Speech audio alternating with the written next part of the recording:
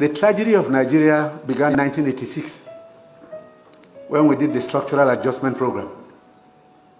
When we were persuaded to devalue our currency every week for 32 years.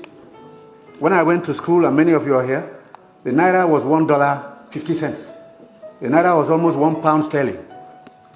They came here, persuaded some brilliant men from Harvard and the World Bank that weekly devaluation was wonderful. 32 years of devaluing your currency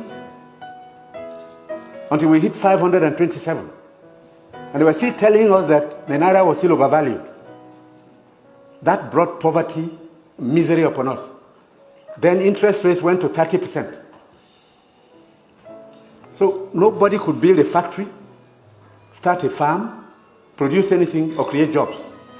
Because every time you bring in a shipload of rice, you also bring in a shipload of unemployment. Because you are transferring your wealth to sustain other economies. Somehow, Nigerians didn't notice it. So we became a nation of importers. Toothpicks. Each year it cost us $18 million. Importing toothpicks. Tomato paste, $400 million. So you talked about tomatoes now. One basket in town now is less than 2,000 naira. The farmers are losing money because the processors don't have enough funds to set up factories. They are going to do tomato paste. It's food-grade stainless steel. You can't just use anything because you'll be putting poison in people's stomachs. 2 factories have started off.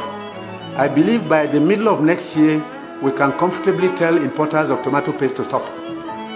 But when you do, you make enemies. Even the rice we're trying to reduce. We have enemies, heavy enemies. People who can kill if they have a chance. Because you're spoiling their business. And let nobody take it lightly. These guys have seized this country's economy. They've taken us hostage. And they have no intention of giving up. Because this is a huge market, a very sweet market. And they have taken control. And I'm saying it because I have been in this business for 41 years and I can tell you some history. Audu Ogbeh is here. Import milk, sugar, toothpicks, toothpaste, handkerchiefs, pencils. We don't make. To cure Nigerians of that malady will take a while. It will take a strong government. That's the truth. And they are not happy that we're cutting down. When we cut down, they lose money there. So you see all sorts of publications. We're telling lies. We're not growing rice. We're trying to demoralize the local farmers and make sure that the economy fails. That's the story of imports. Now, I read a story recently in the newspapers. The French ambassador, the champagne ambassador in Nigeria, gave an article to The Guardian. He said Nigerians love life. We are the biggest consumers of champagne on planet Earth. More than the French who make it. There are parties you attend in some places where they only drink champagne. Of course, the individual is free to spend his money, but his money comes from Nigeria's commonwealth. So on imports, it will take a while for us to get used to local goods and accept that we should consume what we produce and produce what we want to consume.